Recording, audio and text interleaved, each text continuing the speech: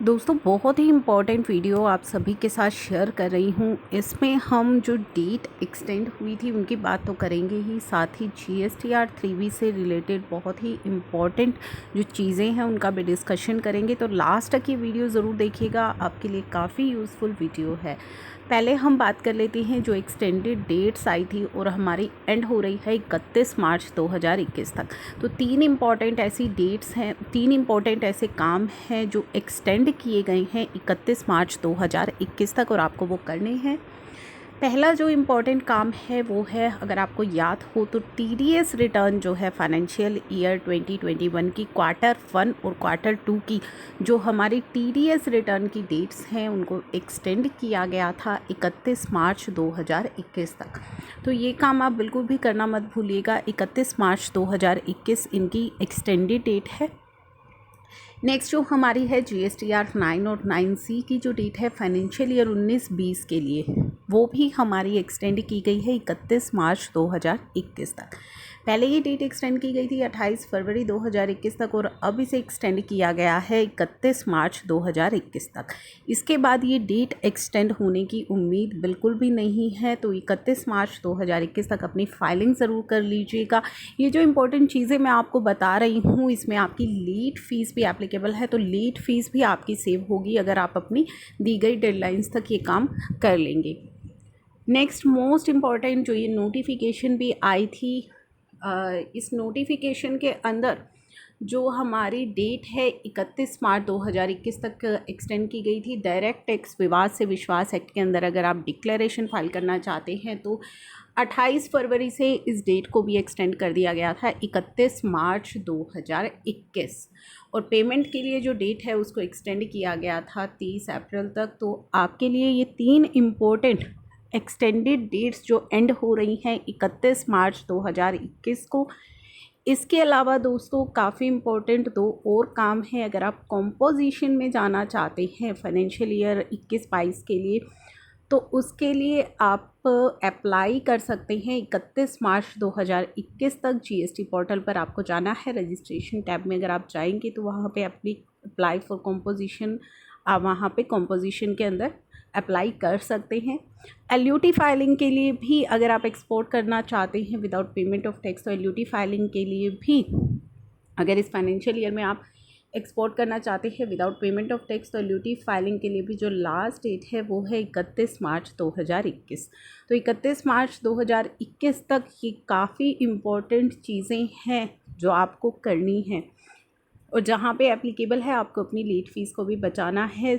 Now the most important thing, financial year 19-20 की income tax return, related income tax return आप अभी भी file कर सकते हैं 31 मार्च 2021 तक। अब हम बात कर लेते हैं अपनी इम्पॉर्टेंट अपडेट्स जो हमारे GST पोर्टल पर आए हैं। लेकिन उससे पहले आपको एक और इम्पॉर्टेंट चीज़ याद दिला दूँ, GSTR 3B मंथली फाइलर्स के लिए जो GSTR 3B की ड्यू डेट है वो 20th ऑफ नेक्स्ट मंथ ही है। तो आपको अपनी फरवरी मंथ की जो GSTR 3B है वो 20 मार्च तक फाइल कर लेनी है। उसके बाद लेट फ़ीस एप्लीकेबल हो जाएगी।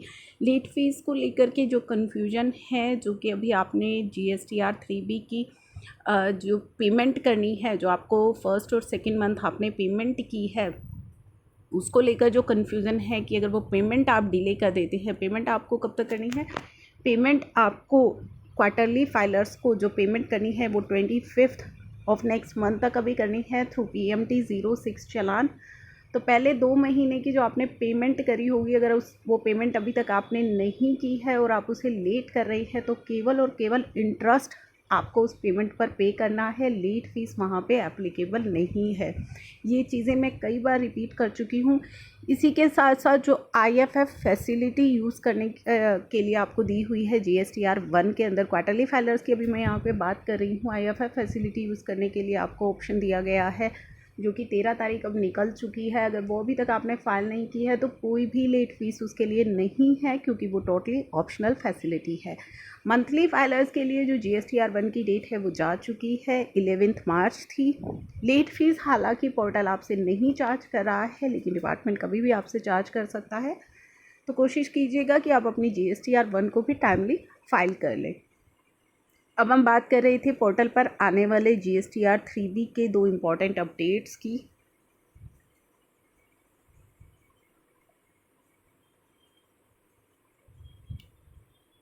तो दोस्तों मैंने आपके साथ एक अपडेट जो पोर्टल पर आया है GSTR 3B फाइलर्स के लिए। सेक्शन 46 ऑफ GST एक्ट कहता है for issue of notice to return defaulter, जो अपनी 3B फाइल नहीं करते हैं उनको नोटिस इशू किया जाता है। The said notice to the return defaulter in form 3A have been issued through system for defaulter of 3B for the tax period of November 20। ये मॉड्यूल वाइज फंक्शनैलिटी इशू की गई थी GSTN के द्वारा जनवरी में, जिसमें बताया गया था कि जो डिफ़ॉल्टर्स हैं उनको इशू नोटिस किए गए हैं for the tax period November 20. If the taxpayer failed to file return within 15 days of the issue of the said notice, अगर उस नोटिस इशू होने के 15 दिन के अंदर आप अपनी रिटर्न फाइल नहीं करते हैं तो लिस्ट ऑफ डिफॉल्टर जो अवेलेबल कराई जाएगी on the dashboard of tax authority in assessment and adjudication module, tax authority के डैशबोर्ड पर वो लिस्ट अवेलेबल करा दी जाएगी for framing assessment under section 62। और सेक्शन 62 के तहत असेसमेंट होने के लिए उनकी जो सारी डिटेल्स हैं वो आपकी टैक्स अथॉरिटी के डैशबोर्ड पर अवेलेबल करवा दी जाएंगी। तो ये तो बात उन्होंने करी थी मंथली फाइलर्स के लिए। अब ये सेम चीज़ वो लेकर के आ गए हैं क्वार्टरली फाइलर्स के लिए भी, जो मैं आपको यहाँ पे दिखा रही हूँ।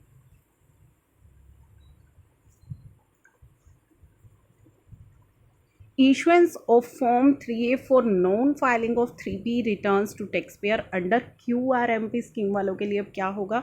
Functionality have been deployed on the GST portal पर फंक्शनैलिटी आ गई है for issuance of system generated notice in Form 3A। तो सिस्टम जनरेटेड नोटिस भेजे जाएंगी GSTR 3A के फॉर्म में to the taxpayer who have opted for and assigned to QRMP scheme.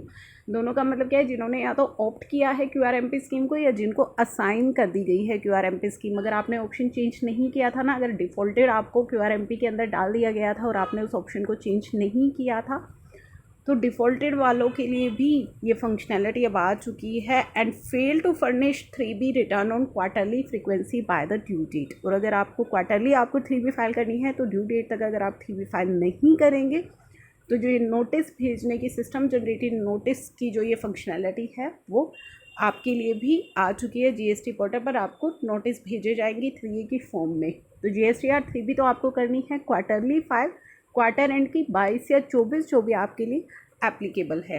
तो ये मोस्ट इम्पॉर्टेंट अपडेट्स हैं जो कि GST पोर्टल पर आ चुकी है। GST पोर्टल पर काफ़ी इंपॉर्टेंट अपडेट्स आ चुकी हैं जिनकी वीडियो मैंने आपके साथ शेयर की हैं। काफ़ी सारी वीडियोस मैं आपके साथ शेयर कर चुकी हूँ और काफ़ी सारी वीडियोस ऐसी हैं जो मैं आपके साथ शेयर करूँगी जो इंपॉर्टेंट अपडेट्स GST के अंदर अभी आ रही है उनसे रिलेटेड।